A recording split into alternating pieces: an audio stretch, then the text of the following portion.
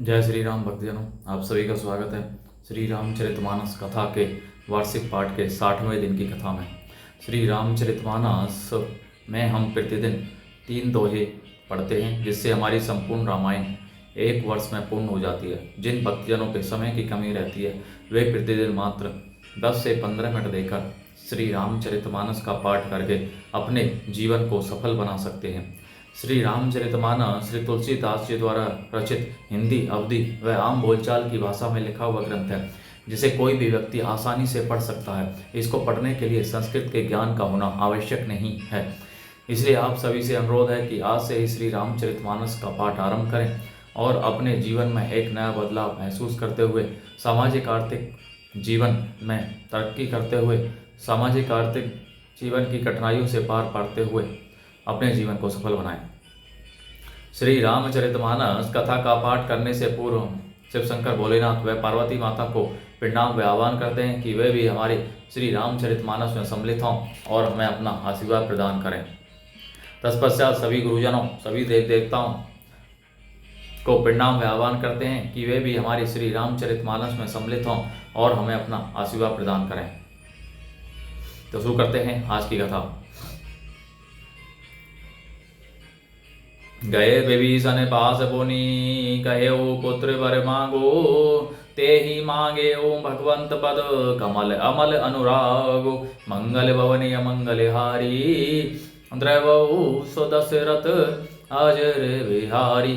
फिर ब्रह्मा जी विभीषण के पास गए और बोले, हे पुत्र वर मांगो। उसने भगवान के चरण कमलों में निर्मल निष्काम और अनन्य प्रेम मांगा। तिन्हि देई वर ब्रह्म सिधाए, हर्षित ते अपने गृह आए। मये तनुजा मंदोदरी नामा, परम सुंदरी नारी ललामा। उनको वर देकर ब्रह्मा जी चले गए और वे तीनों भाई हर्षित होकर अपने घर लौट आए। मैं दानव की मंदोदरी नाम की करम की कन्या परम सुंदरी और स्त्रियों में श्रोमणी थी। सोई मय दीनी रावण ही आनी, होई ही जातु धानपति जानी। हर्षित भयो नारी भली पाई, पुनि दो बंधु बियाह ऐसी जाई। मैंने उसे लाकर रावण को दिया। उसने जान लिया कि यह राक्षसों का राजा होगा। अच्छी स्त्री पाकर रावण प्रसन्न हुआ और फिर उसने जाकर दोनों भाइयों का विवाह कर दिया। गिरी त्रिकूट एक सिंधु मजारी, विधि निर्मित दुर्गत अति भारी। सोई मैदान बहुरी संवारा, कनक रचित मणि भवन अपारा। समुद्र के बीच में त्रिकुट नामक पर्वत पर ब्रह्मा का बनाया हुआ एक बड़ा भारी किला था। महान मायावी और निपुण कारीगर मैं दानव ने उसको फिर से सजा दिया। उसमें मणियों से जड़े हुए सोने के अनगिनत महल थे। भोगावती जसी अहि कुलवासा, अमरावती जसी शक्र निवासा। तेने ते अधिक रम्य अति बंका, जग विख्यात नाम ते ही लंका। जैसी नागकुल के रहने की पाताल लोक में भोगावती पुरी है और इंद्र के रहने की स्वर्ग लोक में अमरावती पुरी है, उनसे भी अधिक सुंदर और बांका वह दुर्ग था। जगत में उसका नाम लंका प्रसिद्ध हुआ। खाई सिंधु गभीर अति चारियूं, दिशि फिरि आव कनक कोट मणि खचित, दृढ़ भरनी न जाई बनाव। मंगल भवन मंगल हारी द्रवहु, सो दशरथ अजर बिहारी। उसे चारों ओर से समुद्र की अत्यंत गहरी खाई घेरे हुए है। उस दुर्ग के मणियों से जड़ा हुआ सोने का मजबूत परकोटा है, जिसकी कारीगरी का वर्णन नहीं किया जा सकता। हरि प्रेरित जेहि कल्प जोई, जातु धानपति होई। सूर प्रताप अतुल बल, दल समेत बस सोई। मंगल भवने मंगल हारी, द्रवहु सो दशरथ अजर बिहारी। भगवान की प्रेरणा से जिस कल्प में जो राक्षसों का राजा रावण होता है, वही सूर प्रतापी अतुलित बलवान अपनी सेना सहित उस पुरी में बसता है। रहे तहाँ निशीचर भट भारे, ते सब सुर ने समर संघारे। अब तहें रहे शक्र के प्रेरे, रक्षक कोटि जक्षपति के रे। पहले वहाँ बड़े बड़े योद्धा राक्षस रहते थे। देवताओं ने उन सबको युद्ध में मार डाला। अब इंद्र की प्रेरणा से वहाँ कुबेर के 1 करोड़ रक्षक अर्थात यक्ष लोग रहते हैं। 10 मुख कतहु खबरी असी पाई,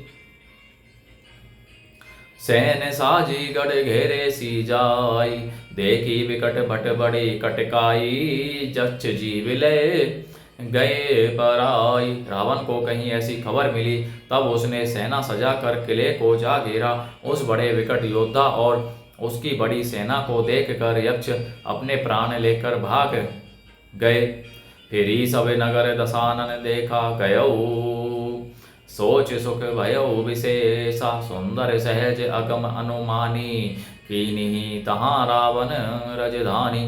तब रावण ने घूम फिर कर सारा नगर देखा। उसकी स्थान संबंधी चिंता मिट गई और उसे बहुत ही सुख हुआ। उस पुरी को स्वाभाविक ही सुंदर और बाहर वालों के लिए दुर्गम अनुमान करके रावण ने वहां अपनी राजधानी कायम की।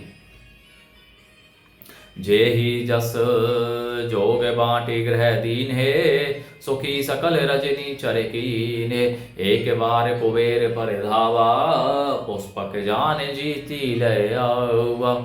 योग्यता के अनुसार घरों को बांटकर रावण ने सब राक्षसों को सुखी किया। एक बार वह कुबेर पर चढ़ दौड़ा और उससे पुष्पक विमान को जीतकर ले आया।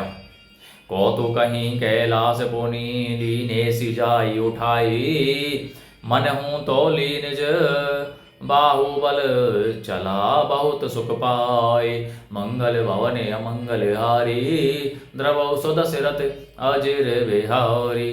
फिर उसने जाकर एक बार खिलवाड़ ही में कैलाश पर्वत को उठा लिया और मानो अपनी भुजाओं का बल तोल कर बहुत सुख पाकर वह वहां से चला आया। सुख संपत्ति सुध सैन सहाई, जय प्रताप बल बुद्धि बढ़ाई, नित्य नूतन सब भारत जाई, जिमी प्रीति लाभ लोभ अधिकाई। सुख संपत्ति पुत्र सेना सहायक जय प्रताप बल बुद्धि और बड़ाई ये सब उसके नित्य नए वैसे ही बढ़ते जाते थे जैसे प्रत्येक लाभ पर लोभ बढ़ता है। अति बल कुंभकर्ण अस भ्राता, जे ही कहूँ नहीं प्रीति भट जग जाता, करन पाई सोवई 60 मासा, जागत होई तिहूं पुर त्रासा। अत्यंत बलवान कुंभकर्ण सा उसका भाई था, जिसके जोड़ का योद्धा जगत में पैदा नहीं हुआ। वह मदरा पीकर 6 महीने सोया करता था। उसके जागते ही तीनों लोकों में तहलका मच जाता था। जौ दिन प्रति आहार करे सोई, विश्व बेगी सब चौपट होई, समर धीर नहीं जाई बखाना, ते ही सम अमित वीर बलवाना। यदि वह प्रतिदिन भोजन करता तब तो संपूर्ण विश्व शीघ्र ही चौपट अर्थात खाली हो जाता। रणधीर ऐसा था कि जिसका वर्णन नहीं किया जा सकता। लंका में उसके ऐसे असंख्य बलवान वीर थे। बारिदनाथ जेठ सुततासु, भट महू प्रथम लीक जग जासो, जे ही ने होई रन सन्मुख कोई, सुरपुर नित ही बरावन होई। मेघनाथ रावण का बड़ा लड़का था, जिसका जगत के योद्धाओं में पहला नंबर था। रण में कोई भी उसका सामना नहीं कर सकता था। स्वर्ग में तो उसके भय से नित्य भगदड़ मची रहती थी। कुमुख अकंपन कुली शरद धूम केतु अतिकाय, एक एक जग जीती सके ऐसे सुभट निकाय। मंगल भवन अमंगल हारी, द्रवौ सुदशरथ अजिर बिहारी। इनके अतिरिक्त दुर्मुख, अकंपन, वज्रदंत, धूमकेतु और अतिकाय आदि ऐसे अनेक योद्धा थे जो अकेले ही सारे जगत को जीत सकते थे। बोलो जय श्री रामचंद्र की जय। तो इस प्रकार भक्तजनों आज की कथा का विराम यहीं पर होता है। बोलो जय शिव शंकर भोलेनाथ, जय पार्वती माता की जय। सभी गुरुजनों सभी देव देवताओं की जय। बोलो जय श्री रामचंद्र की जय।